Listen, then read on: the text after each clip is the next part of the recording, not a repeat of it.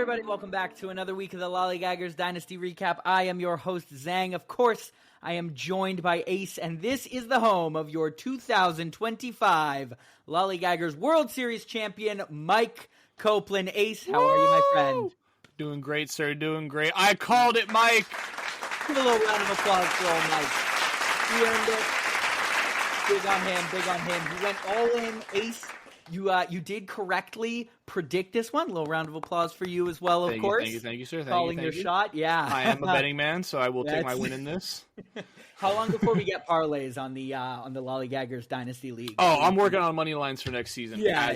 That'll be our new the money line moment after the matchup minute. You know, absolutely. Well, here we are at the end. This is Ace and I were just talking about this ahead of time. It's obviously going to be a pretty quick episode. We've got one matchup to recap, and though it is a little bit longer of one than usual, obviously being 2 weeks. We've just got the one, so we'll do that. Take a quick look at Mike's team, just to celebrate his victory. Look at what the team is now. Maybe look at how things were, to start off the beginning of the season, and then just a couple of notes at the end of things to keep an eye out for in the coming weeks. So definitely do listen through the end because there will be a few important notes there. So we'll get started with our final matchup. Of course, as we know, this was a 2-week matchup. Started on Monday the 15th, I believe, and then, of course, finished today on the 28th. Mike got off to a solid start in this matchup, 47-17. Josh Jung and Matt McClain both had 10 points for him on that day. Mookie Betts putting up 11. Dalen Lilly had 10 points over on FlamingPrius' side. That's going to be a name to keep an ear out for, as he showed up a number of times throughout this recap. On Tuesday, Mike had his first big day of the matchup. It was 110 points, just 22 over on Prius' side. This was kind of the day of the negative pitcher points. Merrill Kelly had minus 11 on Mike's side, and Ryan Pepio with minus 8 over on Prius' side. But Mike had some pretty solid performances as well. Way to show up for the championship round, guys. Yeah, come on. All your negatives. What are we doing? This is the finals. Oh, man. Yeah, we had 14 from Brandon Lau, 21 from Cal Raleigh. Not the last time we'd see that. Thank God for Jeffrey Springs and 11 points. And I just want to point out. I want to point out really quick, because obviously people don't see our notes and like what we read off of when we make this. We have like abbreviations, right, for last names, things like that. Jeffrey Springs is just TG4JS. Thank God for Jeffrey Springs. That is his new moniker. That is what he will be referred to as. We are working on the t-shirts. Yeah, we're working on the designs now. Hideki did a pretty good job with the deep frying of that picture of him. So we've got that going. So of course, that'll help Mike on that day, and did balance out kind of Merrill Kelly's negatives. Another negative day for Mike on Wednesday when Matt Brash put up minus 15. That contributed to Mike just scoring 24 points on that day. And over on the other side, we started to see the FlamingPrius formula come together. 28 points from Tyler Wells, 30 points from Verlander. Those starting pitchers really showing out on Wednesday, and they did even more so on Thursday. 25 points from Skubal, 31 from Luis Castillo, and 41 from Max Fried. Over on Mike's side, however, Hunter Green put up 55 points. So although FlamingPrius did score 118, Mike scored 81, and that was enough for him to hold the lead through Friday. On Saturday, bit of a slow day on Prius' side, just scoring 8 points. Mike tallied up 94, 33 of those coming from George Kirby. And on Sunday, the final day of the week, we saw 10 points from J.P. Crawford over on FlamingPrius' side. But again, with Mike scoring 49, that wouldn't quite be enough to wrestle the lead from him. The second week started very slowly, just 8 on Mike's side and minus 1 over on FlamingPrius' side. But Tuesday, things ratcheted back up a little bit, with Prius scoring 50 points. Skubal scoring 23 there in what would end up being his last start of the season. And Christopher Sanchez with 34 in his penultimate start of the season for Mike. On Wednesday, this was the big day. We talked about this one in the Discord. 137-149. This is what finals look like. Skeens had 31. Fried had 34. Luis Castillo had 42 for FlamingPrius. But it would not quite be enough, because Mike essentially got an extra starting pitcher when Cal Raleigh put up 21 points, 22 from Bryce Elder, and another 24 from Hunter Green there would help him hold the lead, which he did again on Thursday. 17 points from Seiya Suzuki, Prius might have had a little bit of a chance to close some ground were it not for the bench blunder of leaving Nick Lodolo on the bench. 41 points left on the bench. That definitely hurts. And although that wasn't the difference in this matchup, that one, that being the only bench blunder in the matchup, this one was obviously played very close, very tightly by the guys. Not a lot of mistakes. That one definitely hurts. A starting pitcher in the 40s. On Thursday, Mike held that lead again with 11 from Seiya Suzuki. Caminero had 10 and Dalen Lilly with 14 over on Prius' side. Dalen Lilly with another 10, contributing to the 26 points that Prius scored on Saturday. Seiya scoring 10 and Alonso another 12. These familiar names for Mike. And Mike would wrap up the season with 29 points from Christopher Sanchez, as he did win the matchup 917 to 711. That is 206 points separating the two of them, as Mike takes home the first Lollygaggers World Series trophy, or, Discord name color trophy, as it were. Yes, absolutely. And congratulations once again, Mike. Have to play this for you just because this is for you, Mike.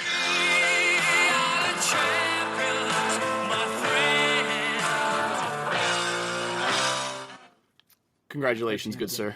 Congrats. Yeah, I mean, absolutely dominant season from Mike, and I think that that really shows out in the matchup here. This was a finals, and I want pump Mike's tires a little bit here. This as a guy who is winning and is kind of commenting, hey, this, maybe next year let's adjust it so it's a little bit more fair. Making a point about this last week here being a little quirky, but obviously these are two of the top teams. We've had them near the top almost the entire time in this league, and for Mike to go wire to wire on this matchup, I think just shows how broadly dominant his team is. If it was his catcher putting up 21 points 2 different times, if it wasn't that, it was his starters putting up 55 by themselves, or, in a combined performance. Like, he just had so much going for him on so many sides. And I'm going to use this phrase again, an absolute masterclass in trading from Mike. Just brilliant work by him throughout the course of the season, and when in a moment we'll go back and kind of look at his opening day roster, compare it to his current one, and I think that'll illustrate a little bit just kind of like how extreme the change was, in terms of his roster. We will quickly touch on their best performers. Dalen Lilly, who we mentioned, sort of that late season super performer for FlamingPrius. He did put up 63 points, and Freed with 78 was one of our potent pitchers for the week. Over on Mike's side, Alonso had 56 points, and although I usually just shout out one unless they're tied or both best batters, Cal Raleigh with 55 points, just one below the leader, the hometown guy helping Mike bring home the championship there. I'm sure it felt very nice. Mike actually had 2 different potent pitchers, Christopher Sanchez with 82. Got him. And Hunter Green with 80. Got him. Of course, 55 of those coming in that first start on Thursday. So, look, unbelievable performances from both teams. Truly, Prius, we want to make sure, that we give you your flowers too. Yes. Congratulations to you as well, sir. Making it to the finals, we can see how hard it was. We can see how hard it was to make the playoffs alone. Never mind making it to the finals. And, the pitching staff is just jaw-dropping. And it's going to be insane for years to come. And all the guys are like 25. So, you will 100% be back in a finals matchup. Would not be surprised if it's next year, honestly. With the way Skeens is pitching, that motherfucker is just going to rewrite history books at this point. And he's not even like you have Scooble. Like, Jesus Christ. Sub 2 for the season. Yeah, no big deal. Sub 2 for the season, Who cares? Let's take a quick look at just Mike's roster, sort of the winning roster here. We'll just kind of run over the positions for catcher. Obviously, Cal Raleigh. He had Pete Alonso as his first baseman. Second base fluctuated a little bit. He had Jose Altuve and Brandon Lau taking up some time. Cole Young came in late in the season, that Mariners prospect. At third base, of course, Rafi Devers, big trade piece there. Mookie Betts, another big trade piece, filling in at shortstop for him. Carson Williams came up late in the season and put up some nice points for him as well. Cody Bellinger, big trade pickup. Someone who was passed around quite a bit early on in the season, ended up being one of Mike's top scorers overall. Julio Rodriguez, of course, one of his early picks in that draft there. Seiya Suzuki and Mark Vientos were two more of his sort of star batters there. And then, of course, Noelvi Marte and Bo Bichette kind of rounding things out on the batting side. His pitching staff, nothing to sneeze at either. Hunter Green, Merrill Kelly, George Kirby, Christopher Sanchez. Those were some of the kind of big names there, with Matthew Boyd being a sneaky, huge member of this staff. Over 600 points on the season for him.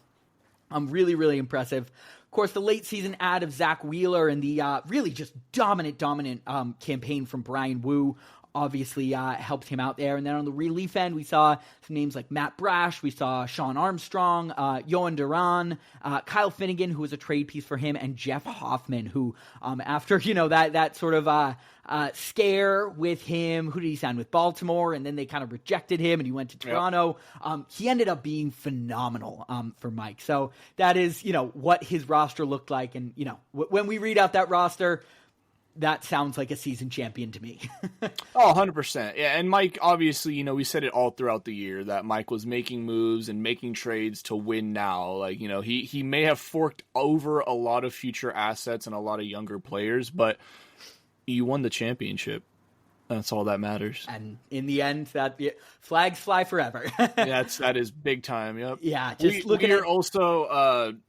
We are potentially going to be in the work. I didn't mention this to Zang yet, so this is going to be news to him as well. But I have been in the market up about potentially looking for a trophy with engravings that we can just, add each year into it. The official Lollygaggers Dynasty baseball trophy. So I'm hoping to try to get that as soon as possible. That way Mike is able to enjoy it this off season. But either way, we will potentially discuss, this will be something we'd mention as far as a survey is are you guys open to pitching in for it? Me and Zang I feel like we would be very comfortable providing it for big everybody. Time. It's an awesome idea. So I just let me know what y'all think. Again, this will be something for the survey, but definitely want to get it going on it quick because I want Mike to enjoy his first champ. Yeah, get it up on the mantle there with all of his Dundies and yes, get to enjoy that. Few notable names early on that were on Mike's team that obviously he traded away. We saw Vlad. Huge early pick, traded, of course, in that Mookie Betts deal. Brandon Donovan and Jazz Chisholm were in his infield. We did see Jason Dominguez and Randy Arozarena were parts of his team. Over on the pitching side, Jared Jones, pitcher who I believe was ended up on the IL there. So he's still, I believe, on Mike's team. But Pablo Lopez, big name there, who didn't, end up staying on his roster through the end of the year. But Josh Hader is another one. The crazy thing is those are kind of the big names. And that's what I was a little bit shocked about when I looked through this. Walker Jenkins is another one I should shout out. Pardon me. That's a big name there. Obviously the prospect who's made his way through a couple trades over to Al Martinet and then over to me. What a shock, traded to Al Martinet. Who would have thought? But just that, as I was doing this sort of review, as much as I said that last week about what an amazing job Mike did trading, when I actually looked at the roster and was like, okay, these are the pieces he lost. And then you look at what that roster looks like. That is incredibly impressive. So just phenomenal work from Mike. Obviously, huge congratulations to you, man. It is fantasy baseball, I think, is the hardest to win. It takes the most attention to detail and consistent effort and focus and, attention. And there's a little bit less of that variance than you see in some fantasy football and all of that. But it is a long season and, just huge congrats to you. Glad to see you take home this first trophy. It is very cool. And we're, of course, looking forward to next year and seeing if you can, defend your crown as our repeat. Our champion. We'll see about a repeat. There will be some questions about that in the upcoming survey. Speaking of upcoming surveys, we have a few that will be coming in the next few weeks. So this just to give everyone some perspective at what's coming up next for us. Going out tomorrow morning for us, probably this morning for you, because we're recording late on the West Coast, will be an info gathering survey, a data gathering survey. We are going to do kind of a little vote on the year-end awards. So we'll have our own little ceremony and all that, and we'll do an episode for that. But rather than just like look at the top scorers and be like, oh, they have the best points, they'll make the three best, I thought, hey, you all know your teams better than us. Who was your best hitter? Who was your best pitcher? What was your worst trade? What was your best trade? What waiver wire or free agent claim was your best of the season? And from that, we'll be able to kind of whittle it down to a top 3, and then those surveys will be sent out, and that will sort of be the official voting for those awards. So sometime within the next 2 weeks to a month or so, we'll have that award voting survey out to you. But this survey will be going out soon. Please, everyone, do fill it out, because it's really quick. It's like 5 questions, shouldn't take much time at all. But do fill it out just so we can get like the best data possible, and get everything from everyone there. Of course, like I mentioned, Ace and I will have kind of a little award ceremony. We've been coming up with some fun names for the awards that are, related to Lollygaggers or all those superlative awards, like Ace said. So that should be a good time. And I do just want to get this out there. Of course, I'll mention it in the Discord as well. But coming up after that will be the, we're going to call it the Proposed Changes Pod. And this one is, I'm really, really, really going to ask everyone to listen to it. Part of the year-end survey, not this first one, but the second one, will include a chance for you to submit any other changes you'd like to potentially see implemented into the league for the 2026 season. There are a bunch of them that have come in, throughout the year. I'm just looking right now. It looks like we have maybe 11 or so already. But even if you think you submitted one, feel free to submit it again. I obviously won't double them up, but on that Proposed Changes Pod, kind of just be going through all of those changes, talking about some pros and cons for them, and really familiarizing yourself with it. These are pretty big decisions in a lot of cases, so I just want to make sure everybody going into the actual voting for that, because it will be voting, again, by a Google form rather than in Discord this time. I just want to make sure that everyone is properly informed about these changes and sort of knows what they all mean and all that stuff. So that's kind of a look at the next few episodes here for us. It's not going to be regularly dropping on the week anymore. Obviously, not as much to recap, but I just want to say to kind of wrap things up. Truly, I've been playing fantasy baseball for it's 20, about 8 years now. And I, without question, have never had as much fun as this season. We've done Lollygagger leagues, I've done family leagues, I've done leagues with my old summer camp friends, and this has just been the best time. Truly, I appreciate all the effort and the fun that you guys put into and bring to this league. Doing this podcast has made it so much fun, and just getting the support from all of you, and seeing kind of how much extra fun it brings to you has really made it all worth it. So just thank you all. Ace, thank you so much for joining me kind of on this journey. I started it obviously alone, did that one episode, and then right after Ace reached out, he was like, hey, do you want to maybe try doing some together? I could come on as a guest host. I was like, that's awesome. I wanted to ask someone, but I didn't know who to ask. And so it's just been so much fun, firing up the Riverside every Sunday and getting to record with you. So thank you all. Thank you, Ace. And just wanted to say that as we kind of close the book on this season. Yeah, definitely just echoing everything Zang said. Big appreciation, big round of applause to Zang as well for absolutely we will have a superlative in there.